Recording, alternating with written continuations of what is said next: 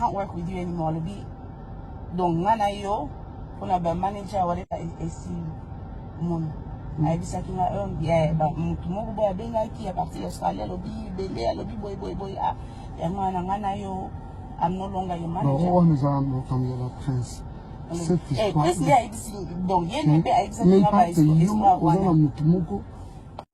Vraiment, je suis avec la star. Elle nous vient depuis l'Australie, tout droit, tout fraîchement de là. Elle est avec nous, la sœur Zawadi. Zawadi, j'aime les dons que tu as. J'aime la grâce que tu es. Dieu te bénisse. Hein? Vraiment, je suis avec la star.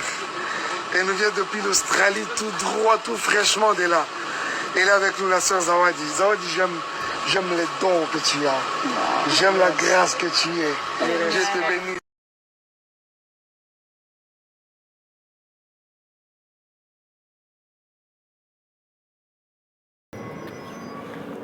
Bonjour, bonjour.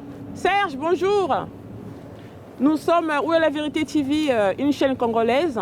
Donc, on souhaiterait avoir quelques avis, que tu nous parles un peu de ce qui se passe en RDC, tout ce qui se passe sur les réseaux sociaux, les histoires des sex types, des trucs comme ça. Est-ce que vous aurez une minute à nous accorder? Oui, pourquoi pas. Bonjour, c'est quoi comme chaîne? Nous sommes Où est la vérité TV. Ah oui, la vérité TV. Ok, très bien. Oui, voilà, on voulait un peu savoir votre avis par rapport à tout ce qui se passe en RDC, Kinshasa, donc sur le corps de Christ et tout ce qui en suit. Oui. Donc, il se passe quoi? Alors, aujourd'hui, en fait, ça fait au moins 2-3 jours que nous, les enfants de Dieu, en gros, entre guillemets, on ne dort pas vraiment. Parce que il se passe des choses terribles, si je vais dire, dans les réseaux sociaux. On parle un peu en lingala et en français pour que tout le monde comprenne, parce que voilà, lingala quand même c'est notre langue et tout. Voilà, tout le monde vidéo mon besoin les cas par rapport à notre frère Mike, et qu'il paraîtrait qu'il a violé une femme mariée qui habite en Australie. C'est aussi une femme d'un pasteur, mère de 4 enfants. Alors, on voulait savoir qu'est-ce que vous en pensez de cette histoire, c'est quoi votre avis en fait pour tout ça?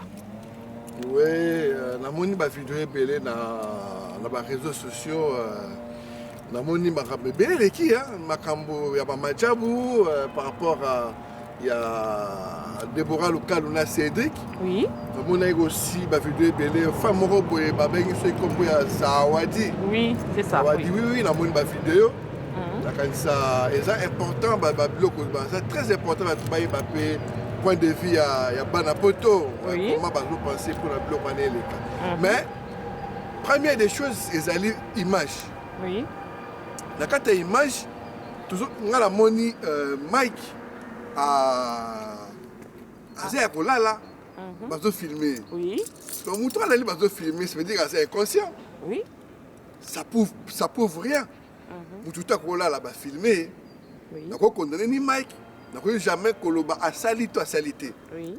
Bon, ça c'est premier aspect on a la moni.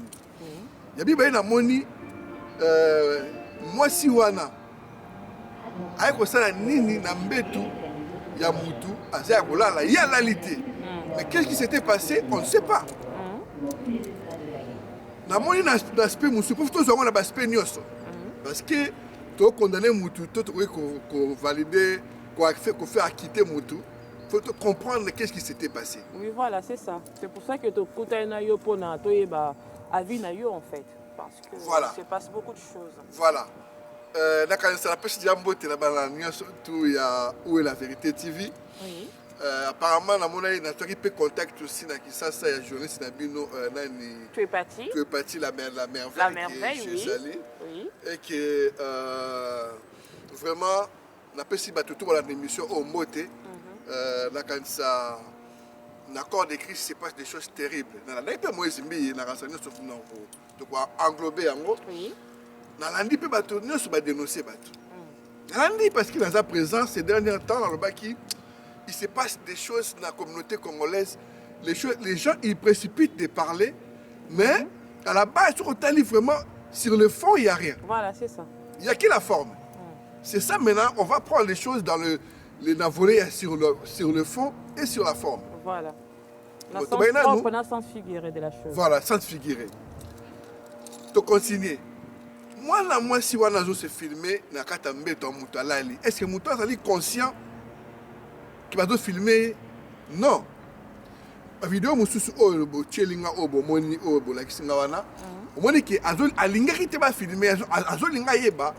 Est-ce que vous filmez ngati, vous filmez ngati? Tu veux dire que azol réclamer déjà quelque chose. Oui. Ça c'est un. De deux, la vidéo mususu la kisinga wana obo tutu ba ko mona appelle comme ça. Azol loba ke batu azol loba concernant ya yé na femme wana. Donc ça veut dire Concernant, en fait, soi-disant, il y a une relation en il y a fait, une amoureuse relation. Mais entre la Mami femme en Balé. question, tout le monde dans la vidéo, elle est en train de nier. Oui, Dans non, mon Dieu, vidéo, oui. Oui. surtout football, on va pas mona. Elle est nier. Donc ça veut dire que nous t'as filmé, c'est la dame. Oui. Alors la vidéo où il a filmé ça téléphone là, n'enga ni ne commune na ba TV nyos. Voilà. N'enga tindiango. C'est ça, c'est que les gens vont se poser d'abord de bonnes questions. Oui. Moi, quand je vis ça, dans le numéro, il y a Mike Kalambay, dans le numéro, ma proche, jusque là, on a joué en côté, mais on a appelé ça, on a un numéro, on a appelé ça numéro dans la chaîne Nabino. Oui. On a appelé ça poste sur un Mike. Il faut que sur un Mike. Dans cette intervention, on a ça qui n'a pas tué parti, on a fait au Congo, et que dans le bas qui on a une affaire à Cédric Babengangai. Oui. Parce que Ezali Babengango gender. Ça et tout est gender. En fait, si j'ai bien compris, pour toi, frère Serge Monique, ils ont coup monté, en gros. Oui, Ezako monté. D'accord. C'est toujours une affaire à Cédric. Au moins, on a tous fait Ezako monté. On a tout ça cible. Mais qu'est-ce qui se passe? Mike Kalambay Azali, représentant légal de Madjabou Talent. Oui. Ali, ami intime, il y a Moïse. Il y a Moïse Mbi. C'est un ami intime en fait. Par exemple, très proche. Madjabou a fait Simbi. Tout le bafma, tout c'est la claire. Hein? Dans un sabot, on a monté à la poteau. L'autre passe pour aller. Tout ça à Paris. Tout ça en France, à Paris, donc voilà. Et que Madjabou est Simbi. Madjabou est côté ici là. Madjabou est un bon succès. Mais Mike Kalambay, Azali, Moukolo Madjabou, c'est que les gens ne comprennent pas. Ça, moi, je suis Madjabou. Mike Kalambay, Azali, Moukolo Madjabou. C'est quelqu'un qui na charisme na nyoso ayena Madjabou. Par rapport à sa personnalité. Par rapport à quoi. sa personnalité. Yem ta sali Madjabou. Oui. Ake azui nani Sandra et les autres filles, Déborah et Rosny. Oui. Mais Moïse Mbiye, Madjabou est bandit, Cécile, Moïse Mbiye, à monanité. Ça, le charisme, il y a leadership, il y a musique, il y a Congo. Oh, et si maman Maboko, il y a Moïse Mbiye, et que Mike Kalambay a renversé le commis. Il faut s'attendre maintenant à la représailles. Ah, d'accord, très bien. Au moins, on va prendre les choses sur le fond et sur la forme. Il faut prendre maintenant représailles le niveau qui a affaire Cédric, va tenter à faire Rosny. Et s'il était, au moins, il faut expliquer bien, bien pour comprendre. Nani Moïse Mbiye, na Mike Kalambay, yebani, oh bino ne pouvez pas imaginer. Oui, bah, très très bien, parce qu'il Très, a été très bien. les meilleurs amis en fait. Les vrais meilleurs amis. Alors, Mike a évité qui éviter Moïse Mbiye parce qu'il y a un fonctionnement Moïse Mbiye. Le fonctionnement Moïse Mbiye, tout il y a bien open internet ici et là, Moïse Mbiye fonctionnera par rapport devant les filles. Comment elle est un peu fragile. D'accord. Et que Moïse Mbiye soit Mike a évité que Moïse Mbiye aille à Madjabou. Soit à Madjabou, il va remporter des filles. Ah, si j'ai bien compris, en fait, pour toi, ceux qui Moïse vit avec une akatia Madjabou et il y a qui est ça la poto-poto. Et non, ça poto. D'accord, très bien. Moïse Mbi a zana moi et le rené mobisu ba congolais to bengara et ratarate. Les titres Moroboy. Voilà. Alors le rené morobo et ratarate. Donc ba Sandra Mbuyata ça moi ça pasteur. Oh Kosini on a tabala. Oh Deborah Lukalu et pas Moïse Mbi et zala ngelo roté. Ah, donc et nga osala masiko na sens wana. Ya moi mec a évité qui mis ça et ça défaut nous ça la pebeba par rapport à carrière à protéger puis les sous mis ça naie sur la bengie mambe beba mais mis ça comprendre était mis ça bandit déjà qu'on utiliser si quoi ba réseau naie à continuer à contre-attaque. Oui, est-ce que il y a que ça l'a bien été si frère Mike aimerait qu'on soit là ami naie avant que ba commencer au niveau ba commis au début. Donc Mike na bango na coulisses basolo là ka basi ba yebani ndenge salama mais Madjabou vu succès le problème c'est que succès oye la Madjabou ça ka succès à Congo té succès international monde entier en fait en gros dans mon en fait penser que Madjabou cause en plein wana Madjabou comme abana côté ka ndenge McDo atekaka banini ba licence. D'accord. On était à la Côte d'Ivoire, on était partout dans le monde entier. Et ça a comme Madjabou, même fonctionnement, même décor. Bon, je compte la poche à Mike Kalambay. Parce que Marc ezali a roité Madjabou wana. Madjabou ezali a Mike Kalambay. Roy ezali le rôle à bâtir au sein de l'entreprise Yomoza associé unique, mais au gérant. Oui. Mais associé unique quoi, décide dans la souka. À la coulisse, c'est ça Mike. Moïse a bien. Du coup, impact, tu vois là, aussi Mike a 15 jours, petit, on a dans tous les 4 coins Congo. Mais il y a un danger, et comme il peut y avoir un danger pour les musiciens. Au bas, il y a une salle, il y a un Congolais, il y a une salle, il y a un Zambie. Donc, petit, on a remplacé facilement. Donc, ça veut dire, dans l'autre terme, Mike a aussi sa carrière, il y a certains musiciens dans le Congo. D'accord. Au moins sur les fonds, comment on peut voir des choses. Et du coup, ça se trouve que Mike a joué Mbongo, Mike a joué succès, et comme il continue en fait, avec les États-Unis, il est en concert, il a tourné l'Europe. En fait, Abimi dans le monde international. Abimi qu'on les connaît. Madjabou est fouli en fait. Il était à fouli Madjabou pour Madjabou est fouli après. Ah, ok, vice versa. Vice versa. C'est Mike. Ceux qui mettent à cette léon à Madjabou, ils ont soudé les zati. Faut tout voir. Tout contre la moutouté, mais tout sur les macanissi. On va penser sur les fonds et sur la forme. Donc ça veut dire que Moïse Mbi a zappé, bon, on a pas pasteur, mais biso na ba formation tout ça, na ba renseignement tout ça, c'est des gens au bas zappé na ba Oudjana. Baoudjana ni frère Serge, Baoudjana c'est quoi encore na makama balanza Baoudjana c'est quoi ça encore? Balanza be nyos passer na passé azana milice na ye, sur fingia au tina milice ba betayo. Ba pena ba fille au ba coopérana ba on pour quoi ça ba ninga mususu. Ah, moi les communistes dans le monde de la mafia alors comme ça. Mais c'est ce que les Congolais comprennent pas, l'église c'est l'entreprise, c'est la mafia. C'est la mafia.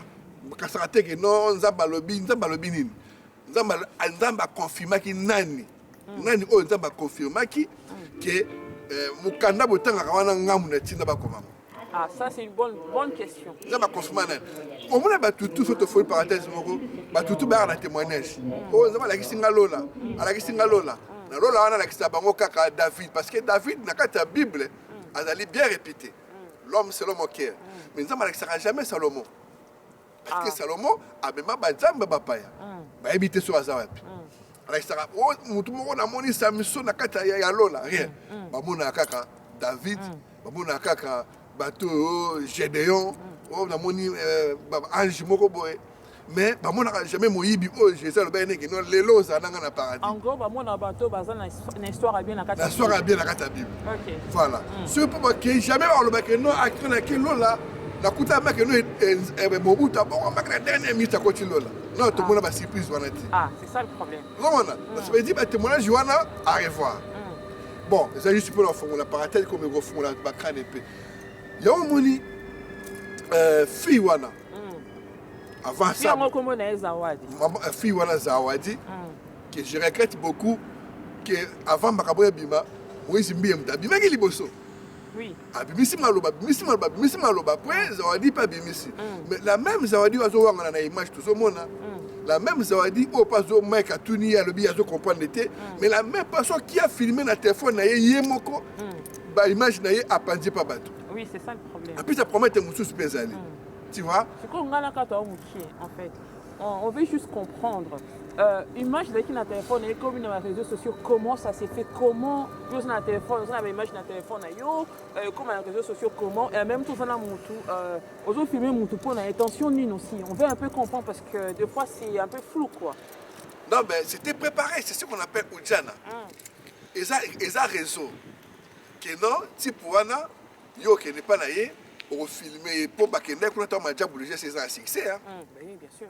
Tu vois? Donc ça veut dire mais mouvement c'est banque déjà. C'est pas opération déjà, il y a suicide, il y a CCC et c'est banque déjà. Bah moi c'est mieux bah ça va tête c'est marambouana dans les cités. Peut-être des plans pas aller. Il pas un réseau là. Ah.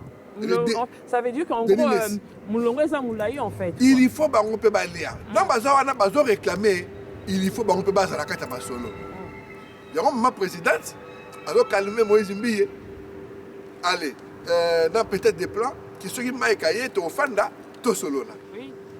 Tu comme vois? on dit, le linge sale, c'est la famille. Hein, donc, voilà. Oh, maïkaye bi que baton sur ma côté, ma jabe za dengue za souté. Pour maïkaye c'est les formes, ma jabe za na image moko ya propre. Oui. Ce cas Moïse Mbiye bilanga wana eza ba fille ebele wana. Boyo kasango. Ah. Boyo kasango ye vraiment za mutu moi ça la machine Iveco, les camions qui ne connaissent pas la fatigue. Ah bon? C'est un bulldozer alors. Un bulldozer lui là, c'est pas quelqu'un qui rigole. Tu vois? Ayebi mo ambasala ka. Poza lupe mana ye fa sala ngo mingi po abenda lupe mba pour ma sonner simba. Voilà, ba chance à bâton. Voilà. Donc ça kuna ezali coopération, c'est la mafia c'est Jeddah. Mike a tout subi parce que ezali retour. En fait, Mike, en gros, il voulait protéger en fait la chose. Quoi. Il voulait protéger la chose. Mais, aïe-baké, banana juana, bazoué danger, ma petit wana. Ah oui. Bazoué danger. Ça veut dire que lobby, bah succès, bah maman là en bongo, et comme il a danger. Bah succès, il y a bah Moïse Mbiye comme il a danger. Bah petit wana, bah c'est belé. Bah qui ça, bah il y a na maïsika. Voilà, c'est ça. Ça veut dire que Mike, alors si ça succès, bah n'inga n'a chanteur. Ah si ça, carrière na bango. En même temps, mec, comme un succès, ma casse, comme internationalement, ma Simba. Voilà. En même temps, bon écoute. Et Moïse Mbiye, qui leader dans le Congo, bah mon état présentation est na katia majabouté. Mais faut tala. Il faut se poser les bonnes questions. Il faut se poser les bonnes questions. Oui. Et le Rabongo représente Kozanga jamais. Donc voilà, mon tout fait bango qui non représente Kozanga. Il y a un monique. On l'a dit bien, même si tu as une image, les journalistes sont belés dans la condamnation. Tout de suite, on sort l'image sur le fond, il n'y a rien. Il n'y a rien qui prouve qu'il y a la moitié. Il n'y a rien qui prouve qu'il y a la moitié. Et c'est juste que Moutala, il a fait un filmer. Il a dit que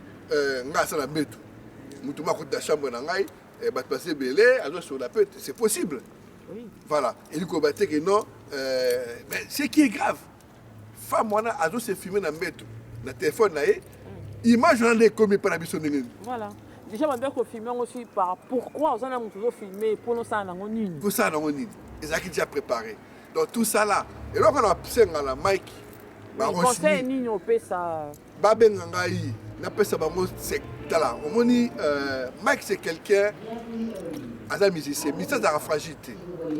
Musicien comme il a des médicaments pour saboter. Mais non, il faut les canaliser, il faut s'expliquer. Oui. Et ça guerre, il faut rentrer dans cette guerre. Guerre sont qui met en guerre Irlanda. Ils ont rassuré que mais là qui vraiment le médicament comme les gens disent, ils les ont dit, on n'a pas vu leur azomé là. Bon. Donc moi les gars on a mis na bazomé même pas ambulancier que à ça liquide. Dans mon image dans mon image à l'hôpital. Bon, le big a se rétablir aux États-Unis. ngaza pour ça ceux qui a mon image o mututu o ayebi ya za question na ye atina image o yebi sa ye benga frère oyo na tinla ki ba reçu na message ba na ebite so ekomeli bango ba benga ngai numéro wana eza bilo mususu moni ti muto akufa si sabotage ekota bon ya na magie na sima bon tina ba petit kisi o mona saison ekoya ebele o ba ya kuna bazabano basambela te bakoya na mascarade neti baza ba frère basambelaka mais bon yala bango pona baluka lupemba mais bazala vraiment bato en fait bazana pour sa visibilité visibilité en fait. Oui. Mais à la base c'est pas bato basambelaka donc essaye là mususu se préparer pona ba même matia bango na ndenge mususu comment on donc c'est très dangereux ce qui se passe et ba ko potana na niveau moko ba ko bombana. D'accord. Alors frère Sergio conseille au groupe ça.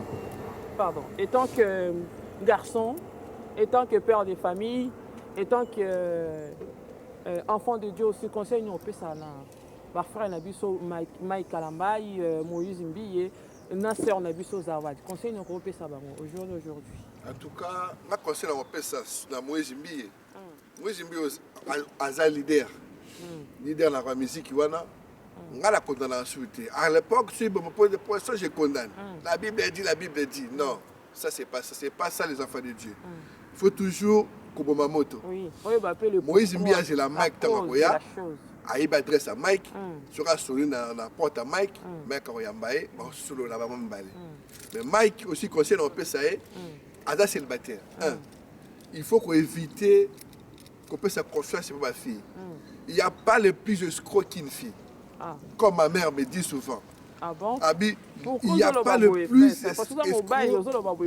Pourquoi expliquer biso non to? Non, mais moi, quand passe moi, maman n'a pas moi si il y a l'élo pour mon équipe qui face à la maquillage. Maman n'a pas la banque sans maquillage. Donc ça veut dire moi je suis avec maquillage et sans maquillage, c'est deux personnes différentes. Ah oui, là je suis. Ça veut dire que Mouto a maquillage a escroqué Mouto yo, a mon Mouto Moussous. Oui. C'est l'escroquerie. Oui, je suis d'accord avec toi. Oui. Voilà. Moi, si, à Bakissi Soukinae, ou à Soukinaïté, à Bakissi Kitoko, sur Kazan Soukina comme Kitoko, Moutsuki sans Soukina n'a pas changé. Ça veut dire que c'est escroquerie. Au moins, à Bazan, si c'est Mouko, il y a un la poitrine, et bimi, et c'est flashé, les bossons boyés. Tu vois? Tout ça, c'est l'escroquerie. C'est pas pas dire. Donc, il y a ma mère, elle disait, il n'y a pas plus escroc qu'une femme. Qu'une femme, déjà, c'est un escroc. Elle a escroqué Moubali, la beauté, osé a été. Tu vois, après tant que on va dire non, dans la terre masque. Mais oui, il y a tricherie en fait. La tricherie, c'est l'escroquerie aussi.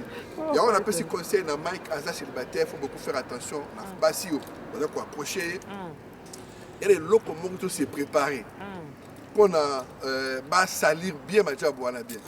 Il y a beaucoup de salir. Alors, on a dit que vraiment, entourage à Mike, il y a beaucoup de Mike pour ça. Ce qui est ça, c'est un peu de kala. Le cas c'est kinité, moyen na contexte tu vois. Donc il y a aux États-Unis, il y a en France, avec un numéro yangoana, tout solo la na ibisé information mususu on a ça lango par rapport à ninga na ye. Ninga ne pas reprocher les premiers avant les années. Ba na poste bango pe ba lia. Ah, d'accord. En gros, passer à Mike, il y a un peu de ningate. Mais pas c'est Moussla Yemoko. Ah, d'accord. De laisser ce monde à toi, ça là, à quoi mouiller bango, de laisser à quoi mouiller bango, à quoi. Tout a l'été. Bah, au monde. Très bien. Et s'il était, de laisser, moi, je me suis sous Baroya. Donc, ça veut dire que toi là-bas, n'a pas ça. Si ça m'a dit, on va passer à la carte. En fait, ça va partager. Va participer. Va partager, ça peut être une petite paragraphe. Voilà, pour étouffer ma succès dans le bangoté. Déjà. Pour perdre des paix, bon côté pour Covid, tu vas concerter. Ah ouais, non. Mais qui ça les a quittés. Tu comprends? Donc ça veut dire ma coticité. Donc, ça a failli alors dans l'entreprise. Voilà, mais c'est pas failli dans l'entreprise. D'accord. Voilà, c'est ça le vrai problème. Femme, apparemment, femme, on a 4 enfants. Madame Zawadi. Madame Zawadi, c'est qu'elle a fait un seul exprès. Parce que ça, par hasard, tu as vidéo ça téléphone et comme hier. Donc ça veut dire que tout a été préparé. Oui. En même temps, dans la réclamation, ça a fait un bon basalaki baclip 1500 dollars. c'est baclip on est bimité il y a bien été donc ça veut dire il y avait encore autre chose derrière il y a longtemps qui fera ça là apparemment femme on pas ali ça chante il y a pas d'entreprise n'a rien à côté Afrique de l'Est Bah oui, c'est na Zambie. na Tanzanie quelque chose comme ça fait na Kenya sur web donc ça veut dire que ça a 4 enfants ça veut dire à ça mobile. Oui, parce que bien ça marié, femme mariée mais avec sa comment conjointe. ça se fait il y a femme mariée qui a une photo na mobile batu na mbeto ça veut dire mobile n'est mtatindi au gros c'est alors à bon tout ça encore mobile na oté pour mobile na ndi parce que dire ça coopération il y a aussi bino que non et ça gender bana ki bala na marambo baby ki baby gender zanini Bana ki boyo kabola na la coopération dans la cadre de coopération à faire Madjabou alors qui est le propriétaire de Madjabou Mike Nani a soutenir Madjabou dans la vidéo on a Madjabou na Félix na base donc ils ont une situation oyo ebimi mais conseil en plus batunyo so beaucoup condamné à tort les Bangolais beaucoup condamné à tort tu vois bon faire la tort il faut toujours affaire et où tu appuies sur le fond et sur la forme comme il y a un verset biblique tu as posé une question nzamba yela qui offre ma émission que non nzamba likola kila likolo na se alobi ke na sa mukanda moko boye mukanda on yango na boko tosa to yemba alobi ke makambo na ngana komona milimo na bino na komanga na kati ya mitema na bino ça veut dire que il faut te consulter dans nous amba faire kati na biso abinyo sur osal ce qui amour exalté c'est en vain parce que on peut passer les amours na ina kati ya mbeto les amours te wana non mais ça prouve rien que basali faire à papa et maman. Oui, ça prouve pas. Si on se basali faire à papa et maman, pourquoi est-il notre frère Mike Kalamba comme maintenant point commis en salle la non mais non qu'est-ce qui s'est passé? Maman, Ezali, ce qui va faire à papa et maman, il va l'accès biso. Tout le monde a dit Péniel non. Ce que Ezali va l'accès biso. Conseil en plus ça peut bango pays. Mais Péniel là ça na Mike, parce que qui couple. Mais là beaucoup na bana na bango ndenge entourage na bango eza salité bon. Bana entourage ça bien té. Bana on a besoin de danger. Les parents sont un peu compliqués, c'est compliqué pour la bana. Oui, en plus pas besoin de dans l'éducation c'est compliqué. Bana ba ko na makambo wana ça sera compliqué. Alors la maman mo ka binaka na TikTok. Tout tabini sarabini saranzoto na TikTok abosani ke bana nae. Faut que ba komo nango baleka bana nae. Ba camarade bana nae. Ba cousin, ba frère. Na ba connaissance na ba nan ba romona ta ba romona ngo bala na caisse ba kile sous caisse ba mona maman na ba nga binisa biloko na c'est vrai c'est frère Serge m'a proposé parce que là on voit partout TikTok nos sœurs nos mères congolaises pas possible na TikTok hein bazo la biloko bazo binisa biloko bana bango bazo mona ba camarade bana bango na classe ba ensemble ça biso basi c'est pas possible voilà bana na bango baza ba camarade na ba classe na bango non oui ce que ba remarquer que ba repérer que voilà maman tel est-ce que moi non ah non, en fonction de classe, c'est impossible. C'est possible. Oui. Oui, ah oui, ça va très vite. Ah oui, après, c'est pour ça, faut pas. Les réseaux sociaux, ils ont illusion. C'est pas la vie normale. Les illusions, c'est des choses on voit, mais à la base, ça n'existe pas. C'est une illusion. Donc, il faut beaucoup faire attention. Femme, on a fait ça dans la belle. On a 4 bandes. On a une coopération. Moni et sangani na ba Moïse Mbiye et sangani na ba Cédric qui n'a pas à faire le local. Donc tout ça là est coopération. Et ça va attaque au ba aussi bi. Ba solo là. Ba solo na ba leader ba na Congo wana. So kité mususu ko ya. En fait, rien le baboyer. Pourquoi moi si on a l'air à balancer ma vidéo avec nous avant qui par rapport à couple n'était par rapport à mariage n'était qu'est-ce qui s'est passé dans sa tête je sais pas non mais mon bel n'a pas fait ça corps pour le roi maintenant ça veut dire que mon bel est au courant ça oui ça au courant ça la coup d'accord coup on est outil musica basé belé la sima mais il paraît que mobile il y a notre sœur Zawadi aussi c'est un pasteur et tant que l'homme de Dieu pasteur on peut permettre le boulot oui nous on va passer ce sont des chefs d'entreprise ce sont des chefs d'entreprise ils ont business ils ont agenda ils ont affaires ils ont coopération ba liété ba moto bazo réclamer par na bango Et la façon mafia et réclamaka. C'est comme ça. Mais si le premier avertissement, deuxième égoïa, troisième égoïa, il faut balayer. Et là, on va réclamer en Wana. Après, on va participer à la succès. On va rappeler au thé à la madia, on va venir à Moussouara. Eh bien, c'est l'affaire. Ben oui, mais là, en fait, comme c'est compliqué parce que comme là, c'est plutôt la jalousie qu'autre chose. Mais c'est ça la vie chrétienne. Mais la vie chrétienne, mais moi, je ne vois pas pourquoi ma pasteur, on va battre ma Bible. Bah, les calibosos, avec une entreprise. Bon, la Bible, bon, la Bible, c'est ça. Ah, c'est ça les problèmes. Est-ce que la carte de Bible, c'est ça? Pourquoi tu continues dans l'église? Ça, c'est une bonne question. Il faut que Bisso Balanza se poser les bonnes questions par rapport à tout ça. C'est des choses, voilà. Mais à la base, femme wana dans la base. Aïe maman ça là, c'est mon esprit. Ils ont ma faire, il faut bango ba solo là. Il y a un moment na tosenga na ndeko na Mike qui peut passer image oyo. Ndeko na ngai photo solo là. Na la frère na fone so ma mebele faut tia garde.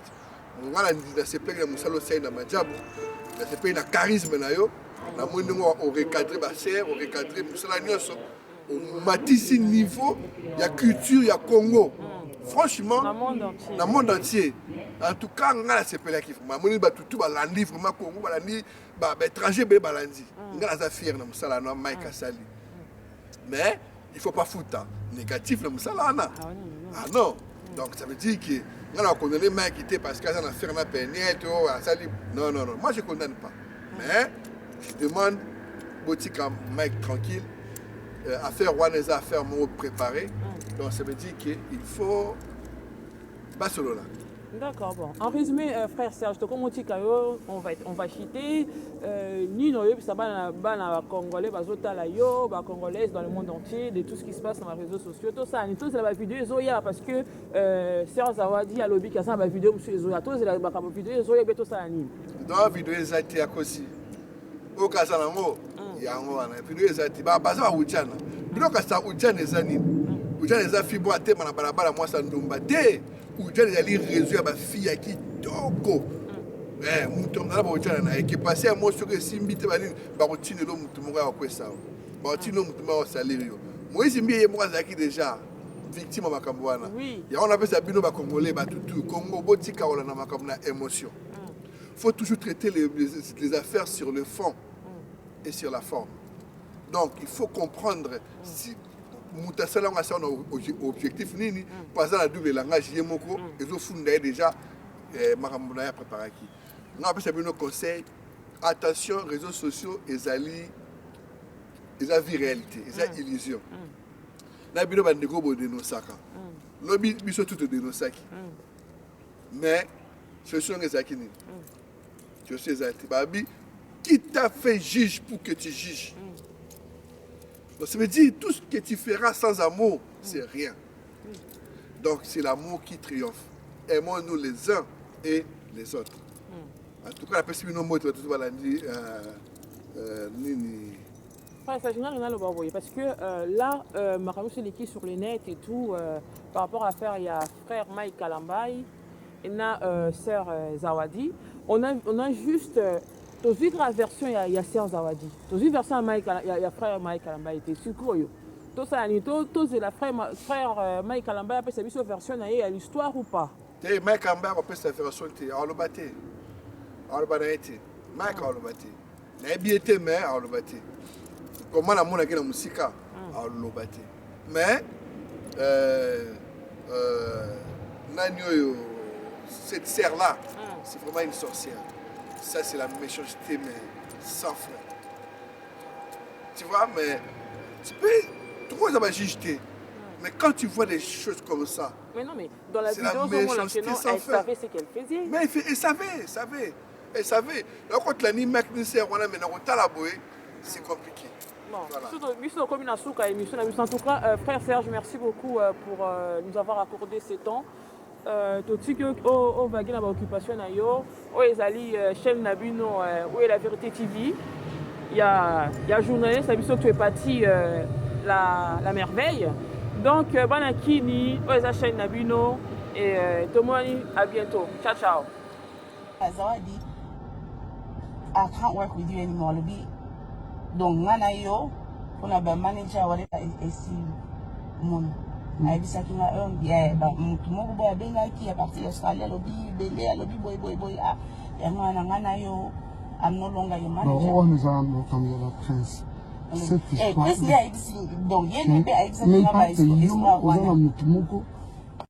Vraiment, je suis avec la star. Elle nous vient depuis l'Australie, tout droit, tout fraîchement de là. Elle est avec nous, la sœur Zawadi. Zawadi, j'aime les dons que tu as. J'aime la grâce que tu es. Dieu te bénisse. Hein? Vraiment, je suis avec la star. Elle nous vient depuis l'Australie, tout droit, tout fraîchement de là. Elle est avec nous, la sœur Zawadi. Zawadi, j'aime les dons que tu as. J'aime la grâce que tu es. Dieu te bénisse.